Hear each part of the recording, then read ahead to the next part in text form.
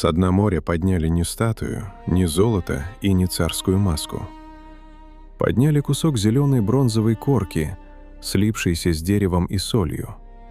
Он выглядел как мусор с погибшего корабля. Но когда эту массу начали разбирать, внутри оказались зубчатые колеса. Не одно и не два, целая система.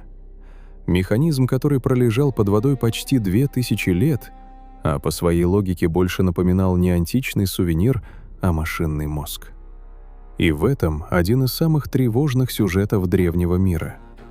Мы привыкли думать, что технологии идут только вперед, от примитивного к сложному, от грубого камня к микросхеме, от печи к лаборатории. Но археология снова и снова показывает другую картину. Некоторые вещи человечество не просто изобрело. Оно их однажды уже умело делать, потом потеряло среду, мастеров, сырье, школы, цепочки передачи навыка, и спустя века оказалось перед собственным прошлым в положении ученика. Не перед магией, не перед фантастикой, а перед ремеслом, инженерией и точностью, которые не должны были быть такими ранними. И чем внимательнее смотришь на эти вещи, тем неприятнее становится вывод. Цивилизация может быть великой, богатой и образованной, и все равно за 1-2 столетия забыть то, на что у нее ушли поколения. Антикитерский механизм часто называют древним компьютером, и в этом слове есть риск дешевого эффекта. Но есть и неудобная правда. Перед нами действительно устройство, созданное для вычисления и показа астрономических циклов. Его остатки нашли у острова Антикитера в кораблекрушении, которое относится к первой половине I века до нашей эры. А сам механизм датирует примерно 100-летним годом до нашей эры с разбросом в несколько десятилетий. Он был размером примерно с обувную коробку, помещался в корпусе с дверцами, а внутри у него работала система бронзовых шестерен. На задней стороне была большая спиральная шкала, связанная с циклом затмений Сароса, примерно 18,2 года. Надписи и реконструкции показывают, что устройство было рассчитано не на украшение храма и не на фокус для толпы, а на аккуратный перевод небесной периодики в механику. То есть кто-то в античном Средиземноморье не просто знал астрономию, но еще и сумел превратить ее в компактный вычислительный прибор. И главный удар здесь даже не в том, что он существовал. Главный удар в том, что после него мы не видим длинной непрерывной линии таких же механизмов, будто сама традиция сложной зубчатой миниатюрной механики на время ушла под воду вместе с этим кораблем. Когда люди сегодня смотрят на ржавые фрагменты Антикитеры, они видят древность. Но куда точнее было бы сказать иначе. Они видят срыв преемственности. Момент, когда технология оказалась достаточно сложной, чтобы существовать, и недостаточно устойчивой, чтобы пережить собственную цивилизацию. С металлом история не менее жестокая. Мы говорим «дамасская сталь», так будто речь идет об одном красивом названии из легенды, но за ним стояла настоящая металлургическая культура. Исторически ее связывают с клинками, прославившимися на Ближнем Востоке, а основой для них был вудс – высокоуглеродистая тигельная сталь, производившаяся в Индии еще в древности. Это не просто железо, которое случайно хорошо получилось. Это материал, где решают все – состав руды, примеси, температурный режим, охлаждение, ковка, тонкие микроструктуры, возникающие не от одной операции, а от всей цепочки. Современные исследователи отмечали в таких сталях образование структур, связанных с цементитом. А обсуждение их свойств давно вышло за рамки романтики про меч, режущий шелк в воздухе. Суть проблемы в другом. Поздние мастера веками восхищались этими клинками, но не могли надежно и стабильно повторять исходный материал тем же способом. То есть человечество знало не просто рецепт, а производственную экосистему. И именно ее потом утратило. Утратило вместе с конкретными рудами, маршрутами сырья, школами кузнецов, привычками термической обработки и, возможно, с теми мелочами, которые никогда не пишутся в трактатах, а передаются только от руки к руке. от горна к горну. Поэтому дамасская сталь пугает не как тайна. Она пугает как напоминание о том, что сложная технология может исчезнуть не в момент катастрофы, а почти тихо, когда еще есть мечи, еще живы легенды, еще остаются рынки, но уже нет последних людей, которые знают, какой огонь нужен металлу. Еще неприятнее становится, когда потерянная технология оказывается почти микроскопической. Этрусская грануляция — это ювелирное искусство, в котором к золотой поверхности прикрепляли крошечные золотые шарики, выстраивая из них узоры, фигуры, бордюры и сложные декоративные поля. Сама техника известна очень давно, но своего пика она достигла у этрусков в VII-VI веках до нашей эры. Британника прямо говорит о вершине искусства грануляции у этрусков, а коллекции Британского музея показывают, что речь идет не о грубых декоративных точках, а о поразительной точности. На некоторых украшениях древние гранулы меньше 0,1 мм. И вот здесь начинается проблема, которую не видно на витрине. Сделать золотые шарики мало.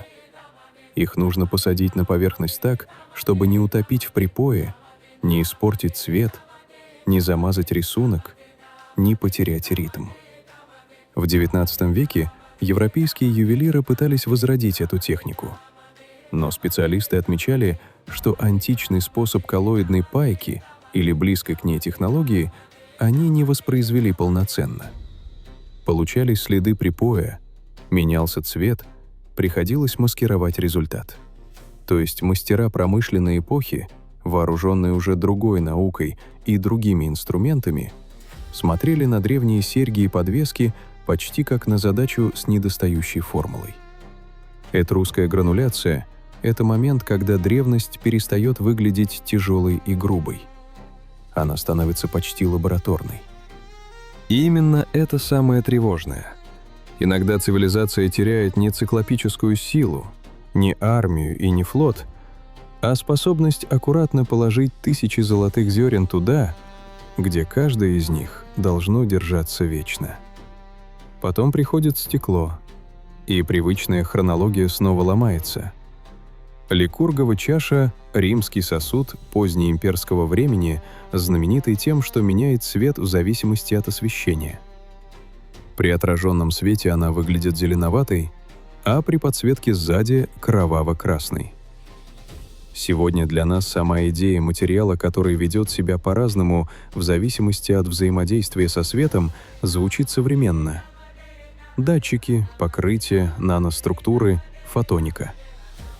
Но перед нами не лабораторный образец 21 века, а предмет IV века нашей эры. Исследования фрагментов показали, что этот эффект связан с присутствием в стекле мельчайших частиц золота и серебра. И вот здесь особенно важно не скатиться в дешевую сенсацию. Скорее всего, римские мастера не говорили языком нанотехнологий.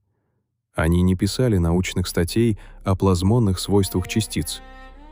Но они умели получать материал с такими оптическими свойствами, а это и есть настоящий удар по самодовольству поздних эпох. Древний мастер мог не знать современной терминологии и все равно создавать вещество, поведение которого мы сегодня объясняем через весьма сложную физику. Ликургова чаша страшно действует на воображение именно потому, что она не выглядит как ступень к индустриальной революции. Она выглядит как боковая ветвь мастерства, которая однажды расцвела, оставила после себя редкий и почти невозможный предмет, а затем не стала основой привычной технологической линии. И потому она кажется не предком наших материалов, а призраком другого пути, который человечество увидело, но не удержало. Если Ликургова чаша показывает потерянную тонкость, то греческий огонь показывает потерянную силу. Византийцы использовали зажигательную смесь, ставшую одним из самых известных оружейных секретов Средневековья. Британика подчеркивает, что точный состав греческого огня остается неизвестным до сих пор. Есть общепринятые предположения о нефтяной основе, о роли смолы, серы и других компонентов, но именно точной формулы у нас нет. Секрет берегли настолько жестко, что он был частью государственной безопасности, а само оружие оказалось одним из факторов, позволивших Константинополю выстоять в критические моменты. В частности, византийские источники и позднейшие обзоры связывают его применение с отражением арабских атак в VII веке. И здесь важен даже не романтический образ огня, который невозможно потушить водой. Важнее другое. Перед нами технология, чья эффективность зависела не только от смеси, но и от способа хранения, подачи, выброса, боевого применения, то есть от целой системы. Это уже не просто воспламеняющаяся жидкость. Это военная платформа, секретный комплекс, в котором химия, инженерия и дисциплина экипажа работали вместе. Мы можем собирать версии, можем испытывать аналоги, можем спорить о селитре, нефти и смоле.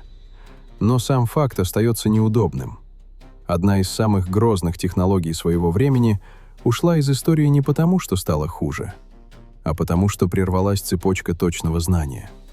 И когда исчезает такая цепочка, империя теряет не ингредиенты, она теряет свое преимущество во времени, ту фору, которую нельзя купить за золото, если больше никто не умеет смешивать страх с горючим веществом в правильной пропорции.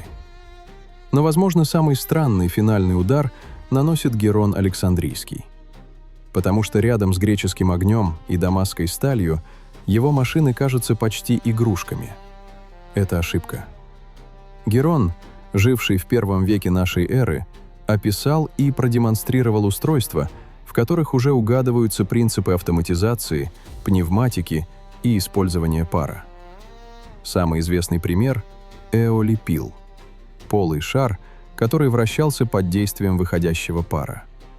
Британника называет его первым известным устройством, преобразующим пар во вращательное движение. Также подчеркивается, что для древнего мира это было скорее техническое чудо, новинка, забава, чем машина, встроенная в производство. И именно здесь скрыта одна из самых мрачных мыслей всей истории технологий. Не все, что изобретено, сразу становится основой новой эпохи. Иногда общество умеет создать принцип, но не строит вокруг него экономику, инфраструктуру и спрос. Иногда великий механизм остается храмовым эффектом, театральным автоматом, красивой демонстрацией того, на что способен ум. В таких изобретениях почти физически ощущается неиспользованное будущее. Будто древний мир уже держал в руках дверцу, за которой была другая траектория развития, но не открыл ее полностью. Потому Герон так тревожит. Он показывает не утрату готовой индустрии, а утрату возможностей. Потерю той секунды в истории, когда принцип уже найден, но цивилизация еще не решила, что делать с этой находкой дальше. И если теперь собрать все это вместе, картина становится куда жестче обычного школьного рассказа о прогрессе. Антикитерский механизм показывает, что античный мир мог упаковать сложные циклы неба в бронзовую механику. Вудс и дамасская сталь показывают, что высочайшие свойства материала рождаются не из одного секрета, а из хрупкой системы ремесла, сырья и повторяемой практики. Этрусская грануляция показывает, что микроскопическая точность может быть древнее многих наших представлений о точности. Ликургова чаша доказывает, что древний мастер иногда создавал материалы, чье поведение мы сегодня объясняем языком современной науки. Греческий огонь напоминает, что секретные технологии исчезают вместе с носителями и институтами. А Герон показывает, что даже открытый принцип может не стать новой эпохой, если общество не сумеет превратить чудо в систему. Из этого не следует, что древние были выше нас, или что история скрывает волшебную сверхцивилизацию. Вывод хуже. Намного хуже.